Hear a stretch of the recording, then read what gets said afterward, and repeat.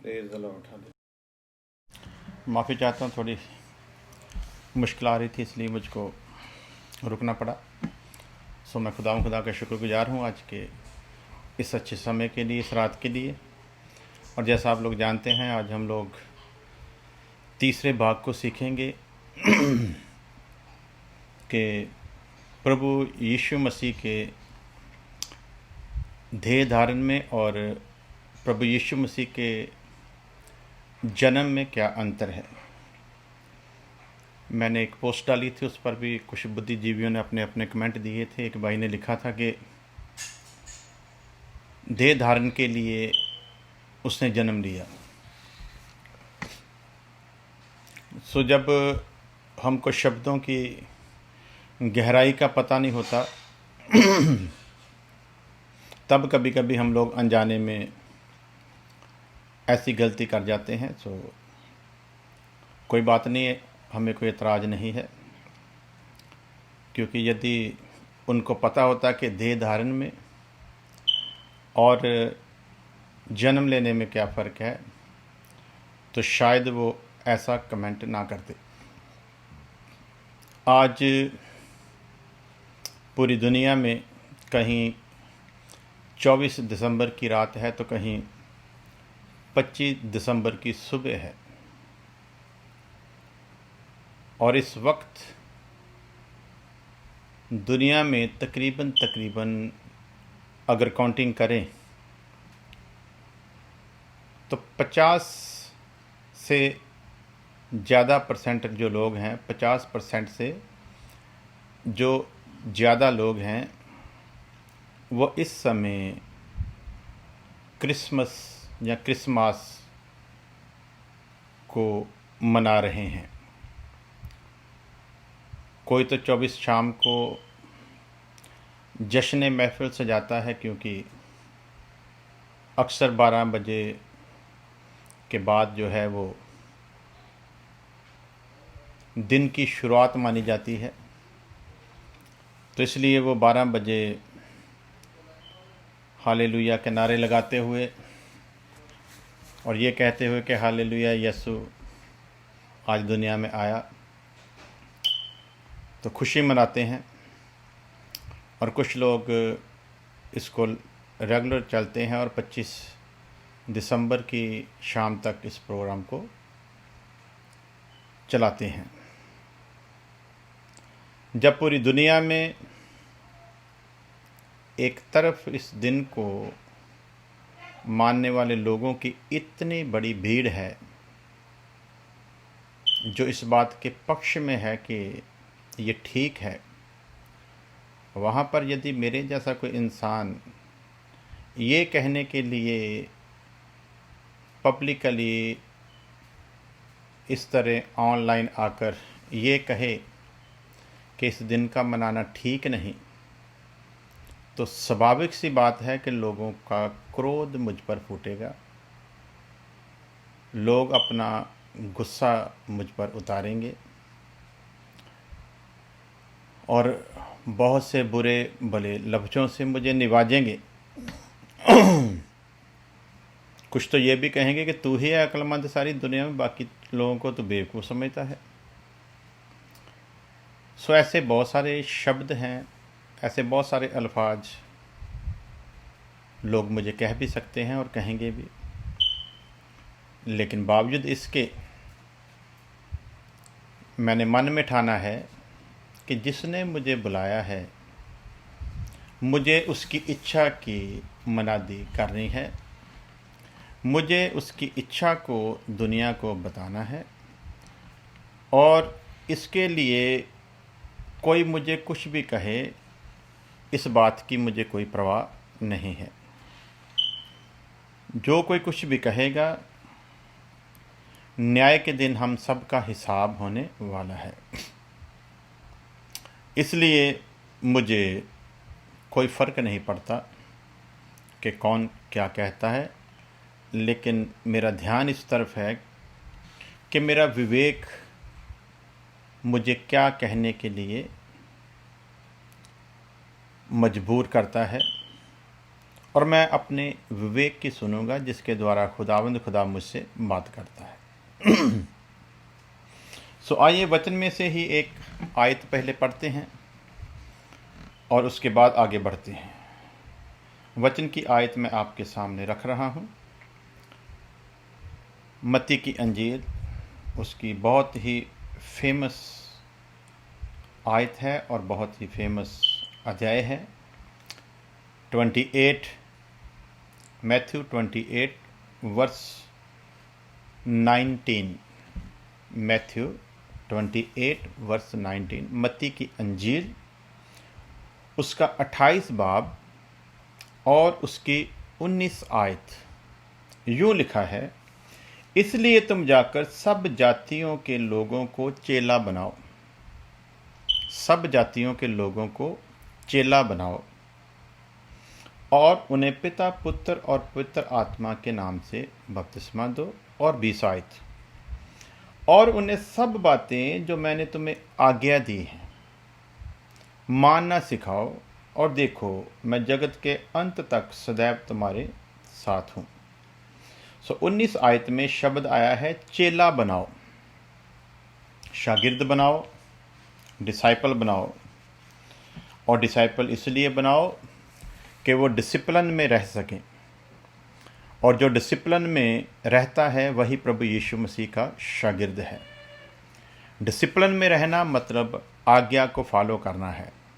जो आज्ञा में नहीं है वो डिसिप्लिन में रह ही नहीं सकता। डिसिप्लिन की परिभाषा ही यही है कि आज्ञा को मानना है।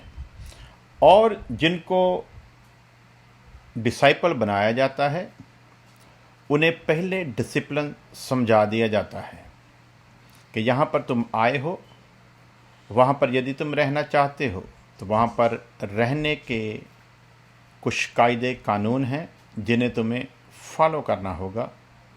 और यदि तुम उन्हें फॉलो नहीं करते तो तुम्हारे लिए मुश्किल है। फैसला तुम कर लो कि इन्हें फॉलो कर सकते हो कि नहीं कर सकते।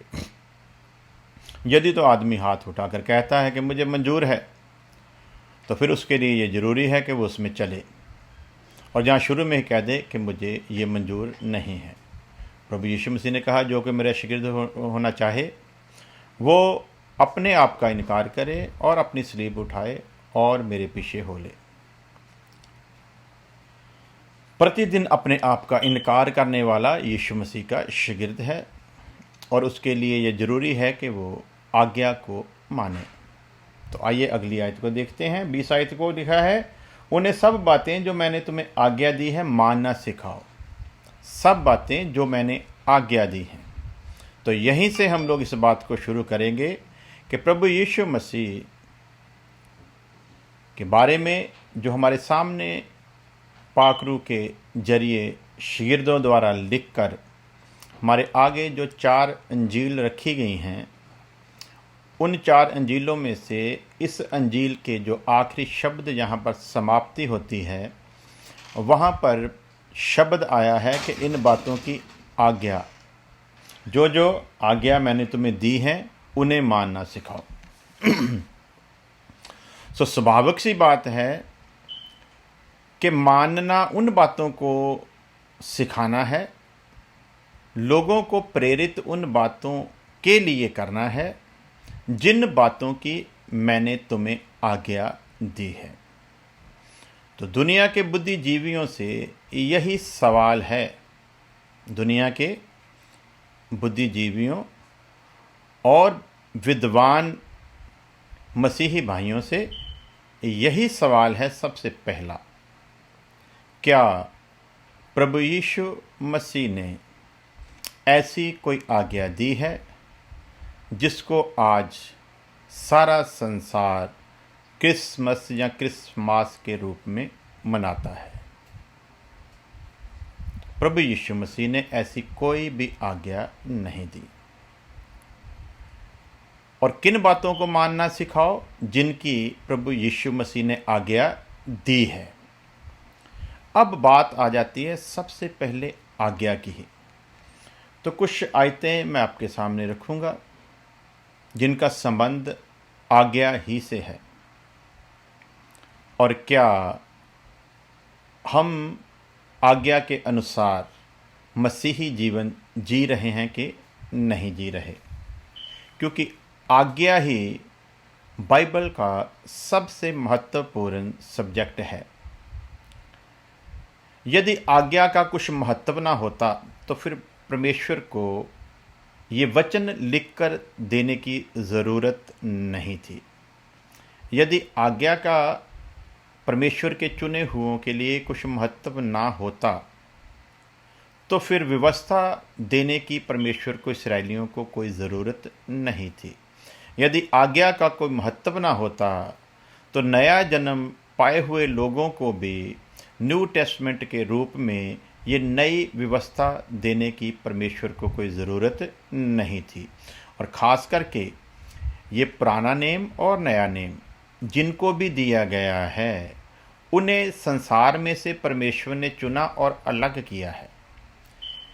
ये वचन उन्हीं पर लागू होता है जो इस बंदोबस्त में आने का मन बनाते हैं, उन्हीं के लिए है। व्यवस्था को मानने वालों को दी गई थी और नया नेम की व्यवस्था नया जन्म पाने वालों को दी गई है। और ये इसीलिए दी गई है कि इन्होंने उस पर चलना है और इस पर चलने वाले ही उसे कबूल हैं। तो मैं आज आयतें कुछ ज़्यादा पढ़ूंगा ताकि हम समझ सके, फिर आहिस्ता आहिस्ता उन आयतों को हम लोग देखते चलेंगे। सो आइए सबसे पहले मैं आपके सामने ओल्ड टेस्टमेंट से जेनेसिस चैप्टर 6 वर्स 22, उत्पत्ति की किताब, पैदाइश की किताब, शेबाब उसकी 22 आयत। परमेश्वर की इस आज्ञा के अनुसार नूह ने किया। जैसी आज्ञा परमेश्वर ने नूह को दी थी, वचन कहता है परमेश्वर की उसी आज्ञा के अनुसार नूह ने किया। नूह ने उस जहाज में अपनी अकल की एक भी लकड़ी नहीं लगाई। और ऐसा नहीं कि जिस लकड़ी को खुदा ने जहाज को बनाने के लिए इस्तेमाल करने को कहा था, ऐसा नहीं कि और भी गूंद वाली लकड़ियां नहीं होती, लेकिन परमेश्वर ने जिस लकड़ी का इस्तेमाल जहाज को बनाने के लिए नूह को बताया, जो आज्ञा परमेश्वर ने नूह को दी, नूह ने उस पूरे जहाज को बनाने में अपनी अकल की एक भी लकड़ी नहीं लगाई, अपनी अकल से एक भी कील को नहीं ठोका, अपनी अकल से किसी भी जोड़ को दूसरे जोड़ में अपनी अकल से मिलाने की कोशिश नहीं की। जैसा परमेश्वर ने हुक्म दिया वैसा वैसा ही नूह ने किया।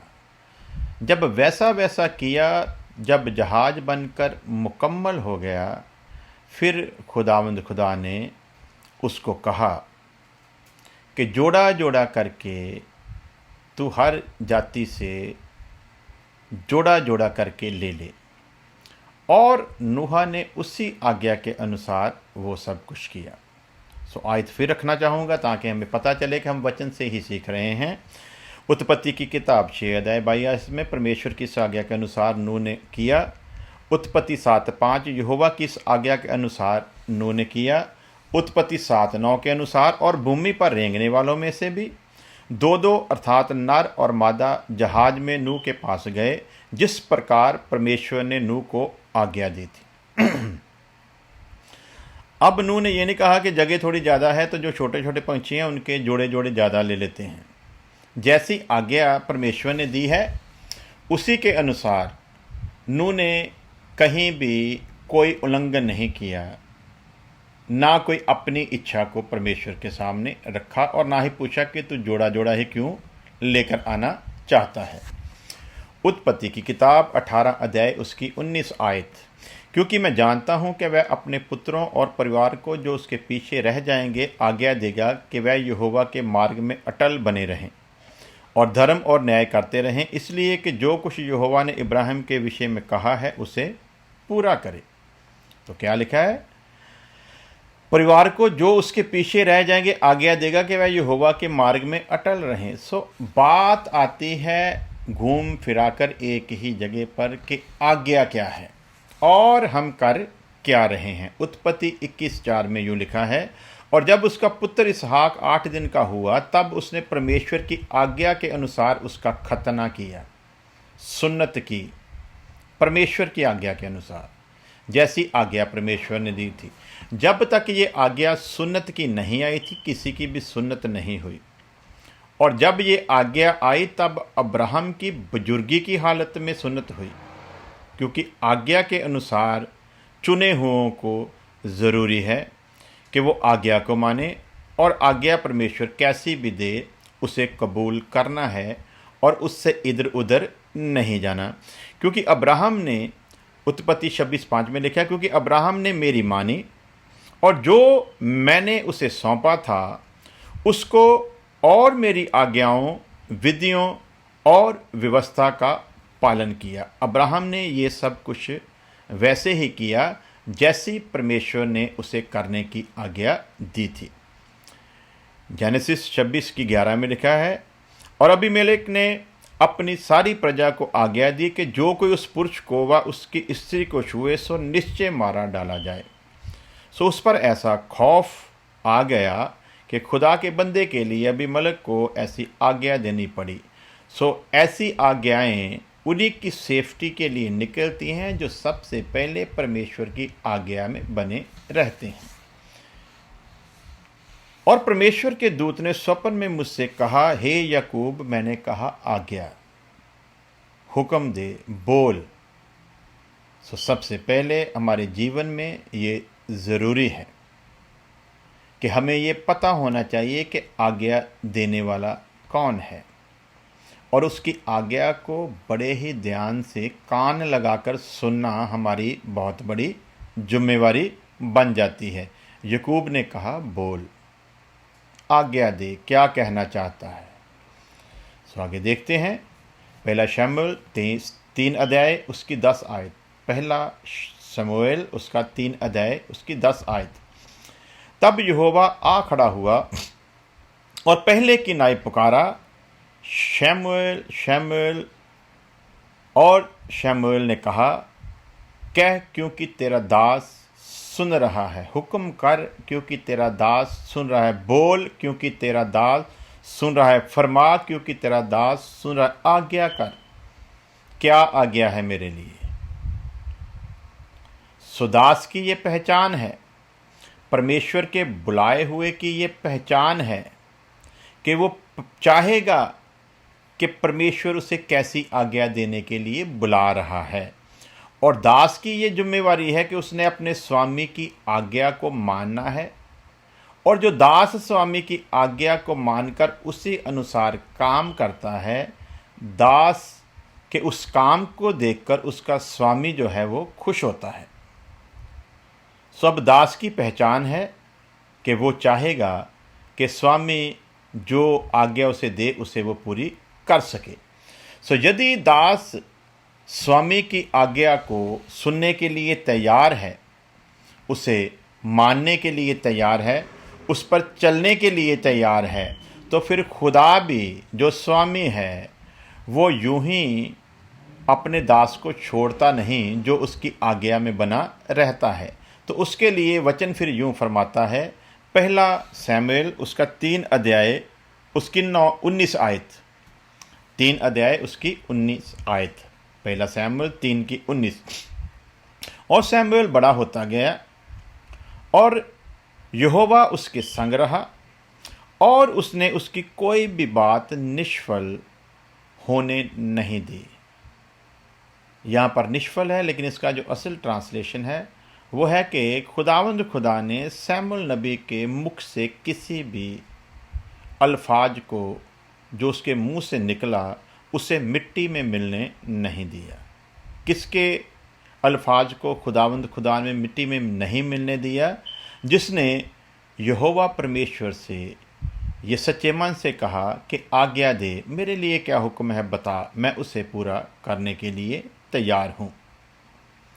सो जिसने ऐसा किया उसके लिए फिर खुदा का वचन कहता है कि यदि उसने खुदा की आज्ञा को माना तो खुदा ने भी उसके मुख से निकलने वाले किसी भी अल्फाज को मिट्टी में मिलने नहीं दिया।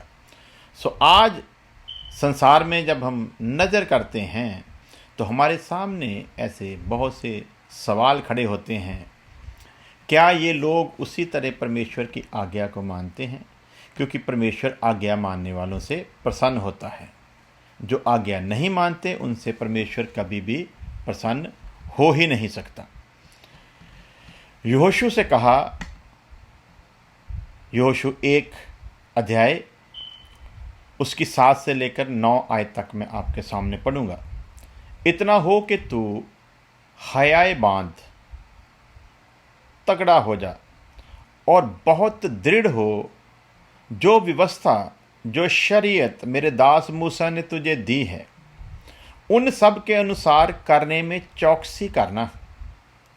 जो आज्ञाएं मैंने मूसा को दी थी, उन आज्ञाओं का पालन करने की तू पूरा यत्न करना, उनको पूरा करना, उसी के अनुसार चौकसी से करना, और उससे ना तो दाहिने मुड़ना और ना बाएं मुड़ना। तब जहाँ जहाँ तू जाए वहाँ वहाँ तेरा काम सफल होगा। सो आज्ञा क्या है? ना दाएं मुड़ना है ना बाएं मुड़ना है, बल्कि आज्ञा क्या है? जैसा कहा गया है बिल्कुल वैसा ही करना है। सो एक खुदा के बंदे की यही पहचान है कि ज़मीन आसमान टल जाएं, परंतु जो कुछ करने को परमेश्वर ने उसे आज्ञा दी है उससे दाएं बाएं वो मुड़ नहीं सकता। यदि वो दाएं बाएं मुड़ता है तो वो आज्ञा में नहीं है। जो आज्ञा में नहीं है उसके लिए आशीष नहीं बल्कि वचन अनुसार उसके लिए सराप रखा हुआ है, वो शापित है। उर्दू में लानती है, इंग्लिश में जाए तो उस पर कर्स आएगा। उस पर खुदा का ग्रेस नहीं होगा, उस पर खुदा का फजल नहीं होगा, उस पर खुदा का कर्स आएगा जो आज्ञा से इधर उधर जाएगा। 8 आयत, व्यवस्था की ये पुस्तक तेरे चित्त से कभी ना उतरने पाए, इसी में दिन रात ध्यान दिए रहना। जो व्यवस्था, जो शरीयत, जो आज्ञा, जो हुक्म तुझे दी हैं वो तेरे चित्त से कभी उतरने ना पाए, इसी में दिन रात ध्यान दिए रहना। अब जो व्यवस्था खुदावंद खुदा ने दी है उस व्यवस्था को तो हमसे पूरा हो नहीं जा पाता, वो व्यवस्था तो हम पूरी कर नहीं पाते, वो व्यवस्था तो हमसे पूरी होती नहीं है, उसके अनुसार तो हम चल ही नहीं पाते। और व्यवस्था में जो आज्ञा नहीं दी है उसको आज सारी दुनिया कर रही है। क्यों? क्योंकि ये परमेश्वर की आज्ञा नहीं। मैं पक्की गारंटी के साथ कहता हूं, यदि खुदा ने ये आज्ञा दी होती ना कि तुम लोगों ने प्रभु यीशु मसीह के आने के दिन को मनाना है, तब आप लोगों ने नहीं मनाना था, तब नहीं मनाना था, तब आपसे ये हुक्म पूरा ही नहीं हो पाना था। क्यों? क्योंकि यदि वो इस बात की आज्ञा देता तो इसके साथ पूरे कायदे कानून भी उसने बताने थे।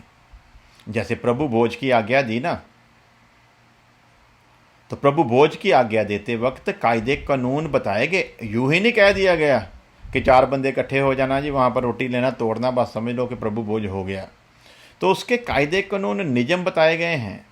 और संसार में उंगलियों पर गिने जा सकते हैं लोग जो प्रभु भोज को कायदे मुजब उसी कानून और विधि से लेते हैं जो वचन में लिखा है, वरना बहुत तेरे लोग जो हैं वो तो उसे लेकर शापित हो रहे हैं। वो उसे लेकर लानती बन रहे हैं। वो तो ताकत कुव्वत पाने के लिए है, परंतु वो उसको लेकर लानती हो रहे हैं। क्यों? क्योंकि वो हुक्म है, वो आज्ञा है, और परमेश्वर की आज्ञा को ना मानने की तो हमने ठान रखी है। उसी तरह यदि प्रभु यीशु मसीह, खुदा का ये वचन, यदि हमें आज्ञा दे देता कि तुम्हें इस दिन को मनाना है, तो मेरी गारंटी है कि चंद लोग ही होते फिर जो इसको कायदे मुजब मना सकते। फिर हमने इससे पल्ला छुड़ाने की कोशिश करनी थी। क्यों? क्योंकि जब उसने ये कहना था कि इस दिन को मनाओ, तो उसके साथ उसने कायदे कानून रखने थे, और कायदे कानून हमसे पूरे नहीं हो पाते। कायदे कानूनों में तो हम रह नहीं सकते, इसलिए हमें बीमारी लगी हुई है। हमने कायदे कानून के खिलाफ ही जाकर काम करना है। हमको आदत है, ये पाप की बीमारी है हमको। बहुत सारे लोगों के पाप क्षमा हुए हैं, परंतु पाप से छुटकारा नहीं हुआ। जो पाप के काम उन्होंने किए, उसकी क्षमा मांगी, परमेश्वर ने क्षमा कर दिया। पाप से क्षमा प्राप्ति हुई है, लेकिन पाप से छुटकारा नहीं हुआ। पाप से छुटकारा ना होने की वजह के कारण पाप अपना काम बड़ी ही सरलता से इनसे करवा जाता है। क्योंकि यदि पाप से इनका छुटकारा होता, तो ये पाप से छूटकर धर्म के दास होते, और फिर जिसके दास होते उसी की मानते भी। अब ये धर्म के दास बन नहीं पाए, ये रास्तबाज बन नहीं पाए। धर्म के दास ना बनने के कारण दूसरा रूप फिर सीधा सीधा है कि ये पाप के दास हैं। और पाप के दास इसलिए हैं कि पाप से इनका छुटकारा नहीं हुआ। पाप के कामों से इनको माफी मिली जब इन्होंने ये मान लिया कि हम पापी हैं, और जब इन्होंने मान लिया कि तू हमारे लिए इस जहान में आया और कुर्बान हुआ है। इन्होंने पापों से पश्चाताप किया, और पाप के काम जितने भी किए हैं, इनकी माफ़ी मांगने के कारण परमेश्वर ने अपने वायदे को पूरा करते हुए वो सारे पाप के कामों से इन्हें क्षमा दी। लेकिन इन्होंने पाप से छुटकारा नहीं पाया। अब पाप से छुटकारा ना पाने की ये वजह है कि पाप इनसे अपने काम बड़ी ही खूबी से करवा जाता है। इसलिए खुदा का दास संत पालूस कहता है, हर उलझाने वाला वो पाप जो परमेश्वर के कानून के खिलाफ हमसे काम करवाना चाहता है, उस हर पाप के, उस हर ख्याल को, वो पाप जो हमारे भीतर किसी भी ऐसे ख्याल को लेकर आता है, हम उसे मसीह का गुलाम बना देते हैं। और मसीह का गुलाम बनाने का अधिकार उन्हीं को है जिन्होंने खुद पहले पाप से छुटकारा पा लिया है। उन पर अब पाप राज्य नहीं कर सकता।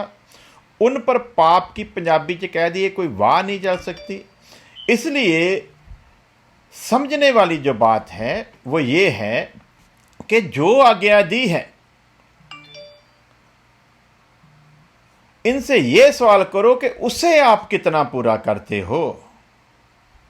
वचन में लिखा, जो प्रभु भोज में आए ना, वो सबसे पहले अपने आप को जांच ले, कोई भी इसे गलत रीति से ना ले, कोई भी इसे गलत रीति से ना ले, वरना शापित होगा। अब कितने लोग ले रहे हैं जो पूरा हफ्ता भर, जो पूरा महीना भर जनाकारी करते रहते हैं, वो भी बड़ी आसानी से प्रभु भोज में उसकी टेबल पर आकर बैठ जाते हैं। जो सारा महीना चोरी करते रहते हैं, वो भी उसी मेज पर आकर बैठ जाते हैं, बड़ी सरलता से ले जाते हैं। जो सारा महीना चुगलियां करते हैं, वो भी उसी की मेज पर आकर उसे बड़ी सरलता के साथ ले जाते हैं। तो क्या प्रभु ने वो मेज व्यभिचारियों, चोरी करने वालों, चुगली करने वालों, निंदा करने वालों, या ये सब घिनौने काम करने वालों के लिए बिछाई है? इसलिए बिछाई है कि जो इन घिनौने कामों से छुटकारा पा चुके उन्हें मैं अपनी मेज पर अपने साथ बिठाता हूँ। उसकी मेज पर उसके साथ बैठने का हक उनको है जो उसकी आज्ञा के अनुसार जीवन जीते हैं। तो मेरे प्यारे भाइयों, आप अपने दिल पर हाथ रखकर अपने आप से पूछकर कहें कि ये जो हर साल 24-25 दिसंबर को आप पखंड करते हो, क्या सचमुच आप मानते हो कि ये बाइबल के अनुसार, आज्ञा के अनुसार है? जब आपका विवेक आपको ये बता भी रहा है कि ये आज्ञा अनुसार नहीं है, तो इसको करते वक्त आपके अंदर ये भय क्यों नहीं आता कि वचन में तो ये लिखा है कि ये व्यवस्था की पुस्तक तेरे चित्त से कभी अलग ना हो, इसी में दिन रात ध्यान दिए रहना। कितने हुक्म प्रभु ने लिख कर दिए। उन हुक्मों पर प्रभु इस्राएलियों को भी चाहता था जिनके लिए ये शब्द लिखा गया, और नए नियम में भी ऐसे ही सैकड़ों हुक्म दिए हैं जिनको प्रभु चाहता है कि हम पूरा करें। उनमें से हमसे कोई भी हुक्म पूरा हो नहीं पाता, और जिसका हुक्म ही नहीं दिया उसको हम बड़ी ही सरलता से करते रहते हैं।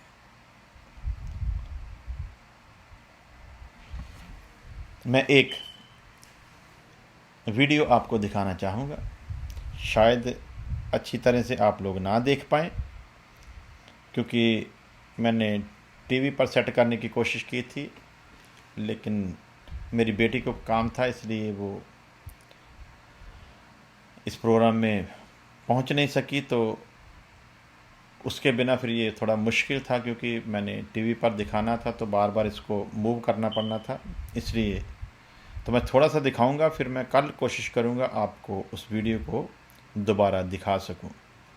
तो आप मुझको प्लीज़ बताइएगा, ये निशाना वो इंसान नहीं जिसने ये वीडियो डाली है, वो इस बात को माइंड ना करे कि शायद मैं उसको निशाना बनाकर इस बात को रख रहा हूँ, बल्कि मैं वो बताना चाहता हूँ जो आज हो रहा है, और आप अपने दिल पर हाथ रख कर बताना क्या ये ठीक है। तो आइए देखते हैं उस वीडियो को।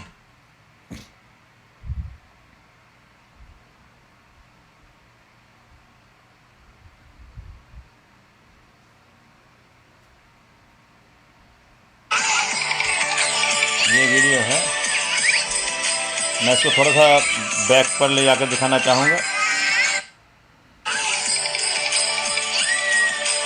ये वीडियो आप लोग देख रहे हैं।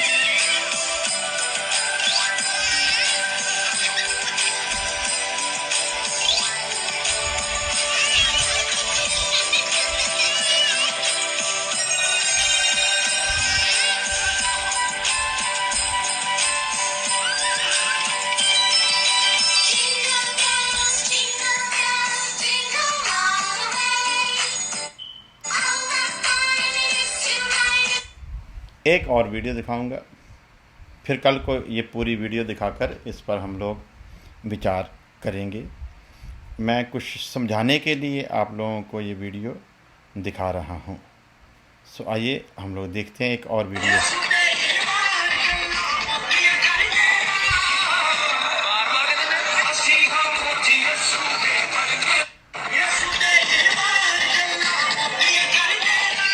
ये देखिए,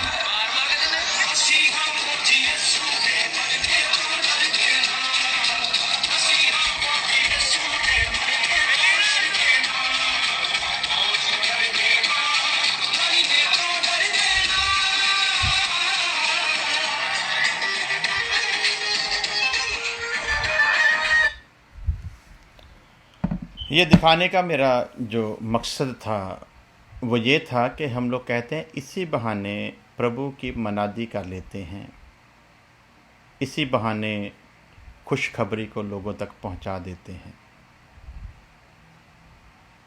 जो वीडियो मैंने दिखाई आपको, क्या आप दिल पर हाथ रख कर कह सकते हैं कि ऐसे पाखंड को देखकर आपके ऐसे पखंड को देखकर कोई मसीह पर ईमान लाएगा। फिल्मी गीतों की तर्ज पर जब आप खुदा के भजन गाएंगे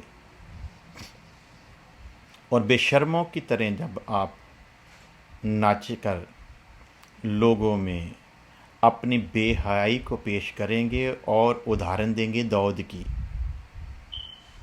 तो क्या कोई मसीह पर ईमान लाएगा?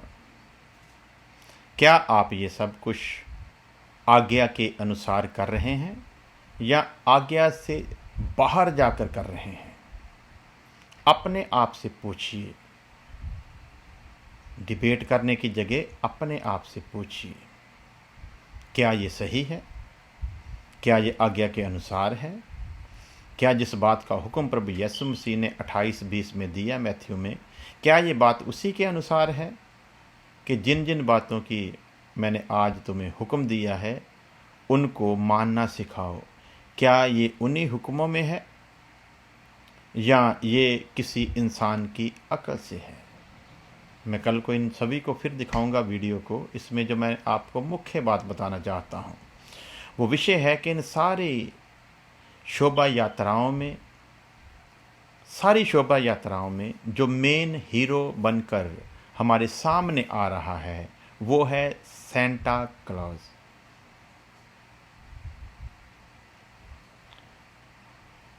और ये सेंटा क्लॉज, ये शैतान का पुत्र, आज प्रभु यीशु मसीह की सारी महिमा को अपनी ओर खींच कर ले गया है। और जब ये लोग करते हैं तो ये नहीं लगता कि ये प्रभु के आने के दिन के जश्न को सेलिब्रेट कर रहे हैं, बल्कि ऐसा प्रतीत होता है कि ये लोग इस पखंडी इंसान को, जिसके पीछे शैतान का बहुत बड़ा हथकंडा है, इसी को सेलिब्रेट कर रहे हैं। लोग इसके संग खड़े होकर फ़ोटो खिंचवाते हैं, जैसे किसी बड़े सेलिब्रिटी के साथ कोई फ़ोटो खिंचवाता है। लोग इसके जैसे कपड़े पहनते हैं, लोग इसके जैसी नकल करके मिठाइयाँ टॉफ़ियाँ वगैरह बच्चों को बांटते हैं। लोग इसकी नकल करके लोगों के घरों में भी जाते हैं, कुछ टॉफ़ियाँ देते हैं, कुछ टॉफ़ियाँ लेते हैं। ये कैंडियों का रिवाज भी इसी का बनाया हुआ है, जिसका बाइबल से कुछ भी लेना देना नहीं। तो बाइबल के मानने वालों, आप मुझे बताओ, ये कौन सी आज्ञा है जिसे आप पूरा कर रहे हैं? ये कौन सी आज्ञा है? जिस बात को खुदावंद खुदा ने छिपा कर रखा, जिस बात को प्रभु यीशु मसीह ने छिपा दिया, जिस बात को पाकरू ने शागिर्दों के द्वारा नहीं लिखवाया, जिस बात का शागिर्दों ने भी प्रचार नहीं किया, जिस बात को शागिर्दों ने भी नहीं लिखा, जिस मरियम की कोख को प्रभु ने इस जहान में आने के लिए इस्तेमाल किया, उसी मरियम के घर में उसके संग प्रभु यीशु मसीह सेवकाई शुरू करने से पहले लगातार 30 साल रहा। उसके बाद 3.5 साल की सेवकाई में भी कभी कभी प्रभु यीशु मसीह अपने घर में गया। 30 साल की उसकी उम्र में भी कहीं भी उसके जन्म को मरियम के खानदान के द्वारा सेलिब्रेट नहीं किया गया। 3.5 साल की सेवकाई में भी प्रभु यीशु मसीह के जन्म को सेलिब्रेट नहीं किया गया। 30 साल भी खामोश हैं। 30 साल जिस मरियम की कोख को इस्तेमाल करके वो जहान में आया, वो मरियम भी खामोश है। प्रभु यीशु मसीह सेवकाई को पूरा कर गए। उसके बाद 120 लोगों पर जब पाकरू उतरा, उनमें प्रभु यीशु मसीह की इस जहान के अनुसार, जिसे हम प्रभु यीशु मसीह की माता कहकर, जिसको वचन में भी लिखा है, लेकिन उसी माता को प्रभु यीशु मसीह ने कभी माता नहीं कहा। आए औरत कहकर प्रभु यीशु मसीह ने उससे बात की, और उसने भी कभी उसको ऐ मेरे पुत्र कहकर नहीं पुकारा, क्योंकि वो जानती है ये कौन है। इसीलिए उसने उसके इस जन्म को भी सेलिब्रेट करने की गलती नहीं की। आइए आगे चलते हैं। 3.5 साल तक प्रभु यीशु मसीह भी खामोश है। 30 साल तक उसके घर वाले खामोश। 3.5 साल की सेवकाई में प्रभु यीशु मसीह भी इस विषय पर खामोश। जाते जाते भी इस विषय पर कोई आज्ञा नहीं। उसके बाद 120 लोगों को जब पाकरूप मिला और यीशु मसीह के नाम की मनादी करनी शुरू की, तो उसकी मौत को ही, उसकी उस महान कुर्बानी को ही हाईलाइट किया गया, उसे ही महत्वता दी गई, उसी को लेकर ज़्यादातर बातें की गई। उसी को लेकर संत पौलुस कहता है, मैं तो मसीह यीशु जो सलीब दिया गया उसी का प्रचार करता हूँ। उसी की बात को ज़्यादा हाईलाइट किया गया। संत पौलुस ने कितना कुछ लिखा, लेकिन अपनी किसी पत्री में उसने किसी भी कलीसिया को ये नहीं कहा कि तुम लोग इकट्ठे होकर, चाहे तुम थोड़े ही हो, लेकिन इस दिन को ज़रूर सेलिब्रेट करो, क्योंकि ये दिन दुनिया के लिए बहुत महान दिन है। इस दिन प्रभु यीशु मसीह दुनिया का मुक्तिदाता इस जहान में आया था, इसलिए इस दिन को सेलिब्रेट करना बहुत ज़रूरी है। खुदा खामोश, व्यवस्था खामोश, जबूर खामोश, तरेत खामोश, यीशु मसीह खुद खामोश, पवित्र आत्मा इस विषय पर खामोश, उसके शागिर्द इस विषय पर खामोश। जिस घर में वो आया मनुष्य के रूप में, वो घर खामोश, शागिर्द खामोश। सबसे खतरनाक बात, यीशु मसीह का शागिर्द यूहन्ना, जो 90 साल से भी ज़्यादा उम्र तक जीवित रहा, अपनी पूरी इस जीवन की अवस्था में वो भी खामोश। आप क्यों चिल्ला रहे हैं? जिन्होंने प्रभु यीशु मसीह के लिए जीवन निछावर कर दिया, जिन्होंने उसके लिए सब कुछ छोड़ दिया, त्याग दिया, जिन्होंने हर दिन मर मर कर जिया, जब वो सारे शागिर्द इस दिन को लेकर खामोश, तो आप क्यों चिल्लाते हो? आपको ये चिल्लाने की बीमारी क्यों लगी है? आप इस बात के द्वारा क्या सिद्ध करना चाहते हैं? ये कि रसूल मूर्ख थे और आप समझदार हैं? क्या आप ये सिद्ध करना चाहते हैं कि उसको जिसके द्वारा खुदा लेकर आता है, जिसकी कोख को खुदा ने प्रभु यीशु मसीह को लाने के लिए इस्तेमाल किया, क्या वो मरियम मूर्ख है जिसने इस दिन को सेलिब्रेट नहीं किया और आप उस मरियम से ज़्यादा महान हैं? क्या आप वो औरत जिसको वचन में धन्य कहा गया है, आप उसे मूर्ख सिद्ध करने के चक्कर में हैं? क्या आप खुदा को बूढ़ा समझते हैं कि उसकी मत मारी गई थी, इसलिए उसने ये आज्ञा नहीं दी और हम इसको करेंगे? जिस पर बाइबल ने एक तरह से प्रतिबंध ही लगा दिया, जिस बात को सील बंद करके रख दिया, जिस बात को परमेश्वर ने छिपा दिया, आपको ये कौन सी बीमारी लगी है कि आप उस दिन को उजागर करने का यत्न कर रहे हैं? और उदाहरण क्या देते हैं?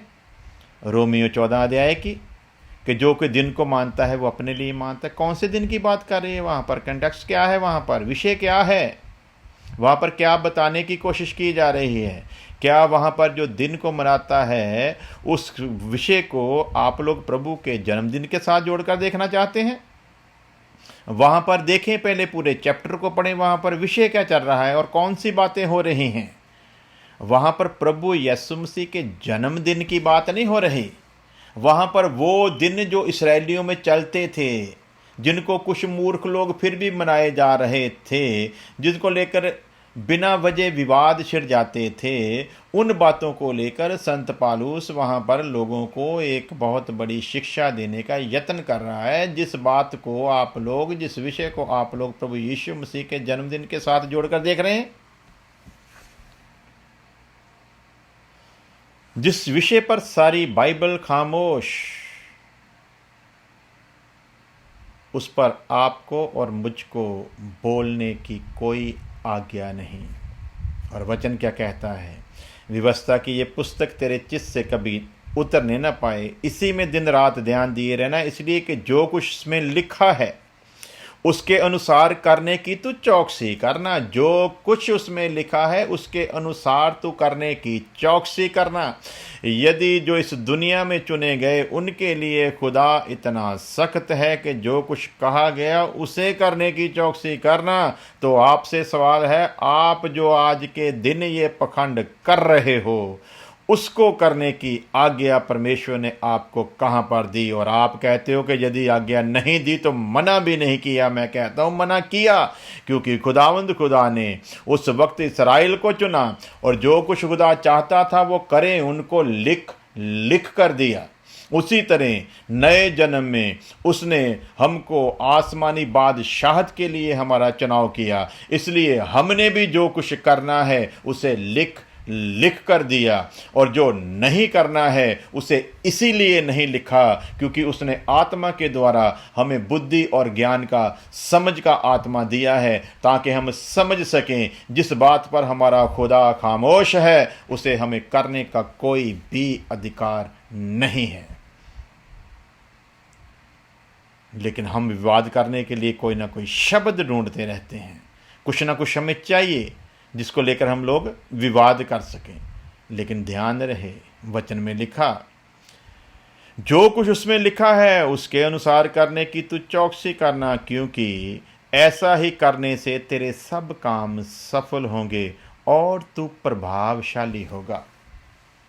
प्यारे अजीजों, आज नचनियों की तरह जो नाच गाना हो रहा है, जैसा मैंने आपको अभी वीडियो बताया, कौन मूर्ख है आपके इस नाच रंग को देखकर पाप से पश्चाताप करेगा? कौन मूर्ख होगा? आपको वो 300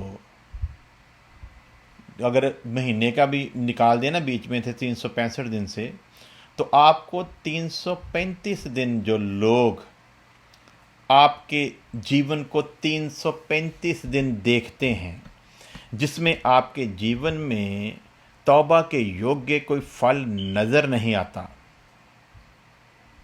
क्या आप उन लोगों को ऐसा मूर्ख समझते हो कि इन 30 दिनों में जैसे ही दिसंबर 1 आता है, इन 30-31 दिनों में जैसे वो आपको ये सब कुछ पखंड करते हुए देखते हैं, क्या आप समझते हैं कि जब वो आपके उन 335 दिनों के साथ इन 30 या 31 दिन को जोड़ेंगे, तो क्या आप समझते हैं कि आपका ये जीवन उनको मसीह यीशु के पास लाने के योग्य है?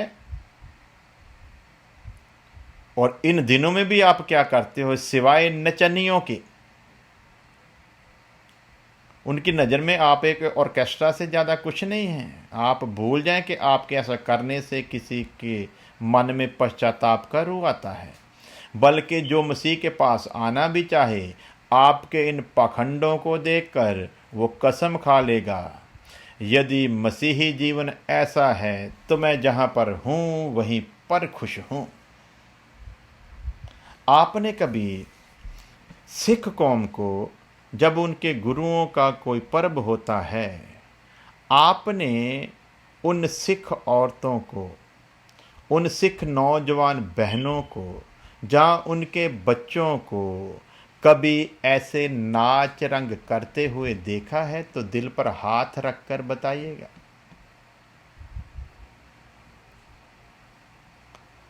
आपने कभी यहूदियों के त्योहारों पर यहूदियों को ऐसा करते हुए देखा है? दिल पर हाथ रखकर बताइएगा। आपने कभी मुसलमानों को भी उनके दिन त्योहार पर ऐसा पखंड करते हुए देखा है? दिल पर हाथ रखकर बताइएगा।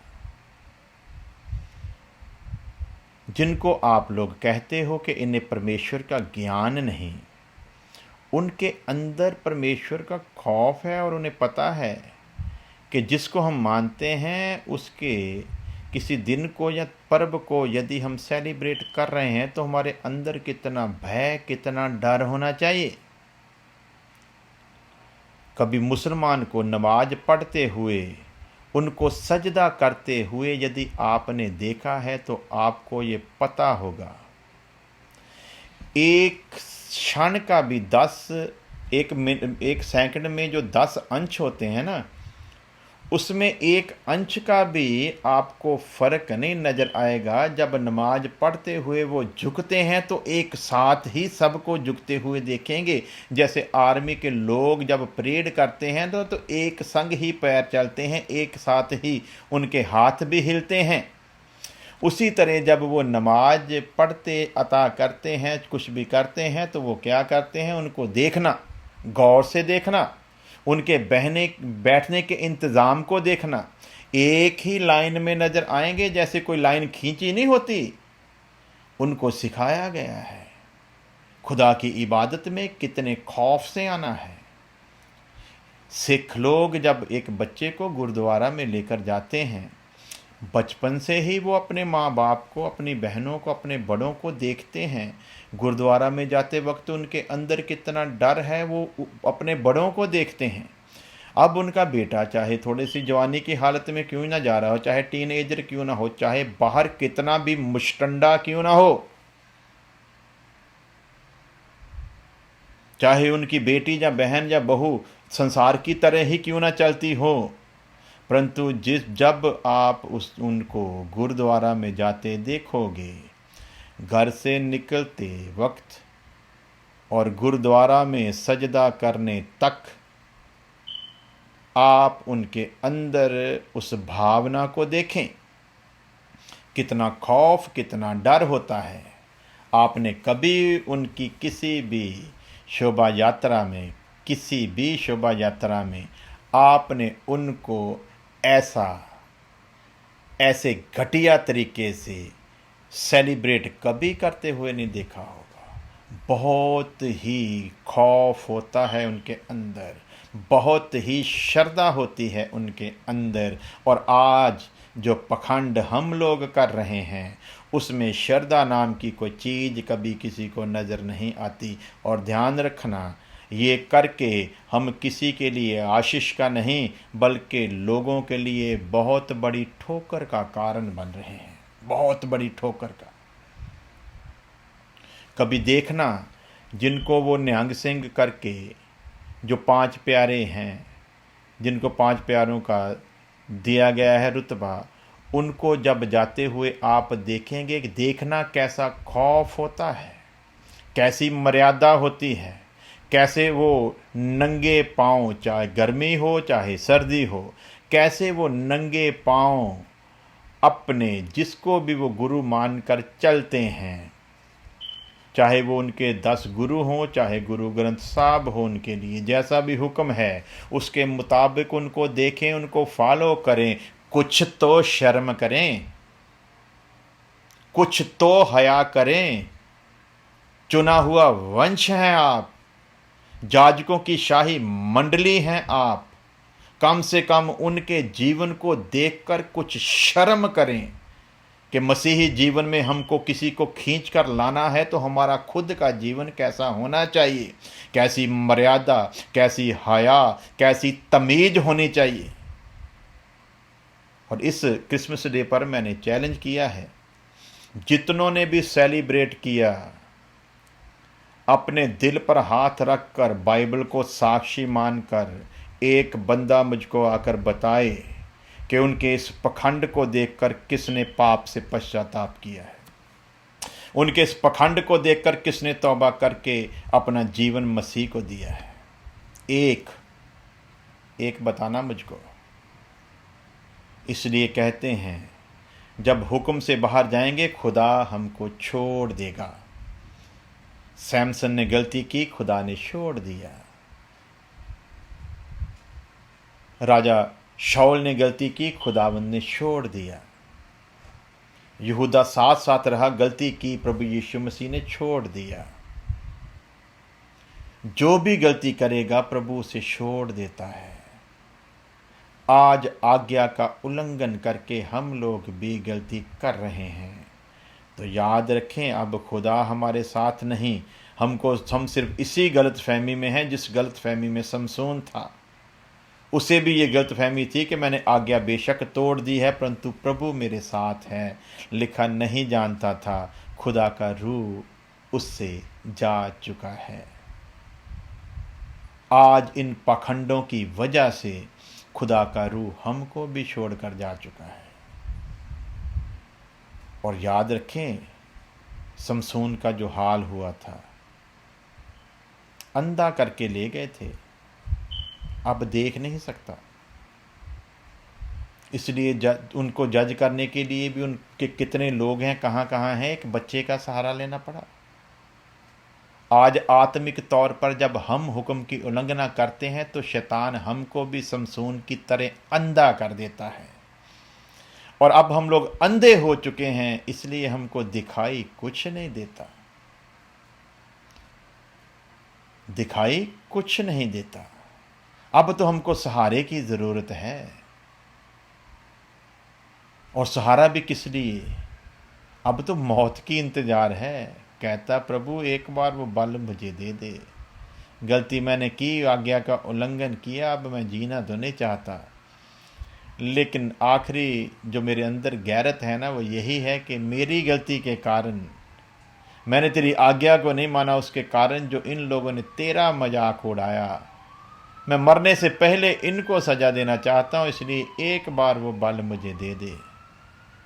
खुदावंद खुदा ने उस वक्त उसकी सुन ली, क्योंकि लिखा उसकी सिर की जो लटें थी वो दोबारा आनी शुरू हो गई थी। बहनों और भाइयों, मैं कोई खुदा का बहुत बड़ा सेवक तो नहीं हूँ, मैं कोई बहुत बड़ा अति पवित्र भी नहीं हूँ, लेकिन खुदा के लिए थोड़ी बहुत गैरत रखने वाला हूँ। इसलिए आपसे हाथ जोड़कर विनती करता हूँ, अपनी चाल को सुधारें, इन पखंडों को छोड़ दें, प्रभु की हजूरी में आएं, उसकी आज्ञा में चलने का निर्णय लें।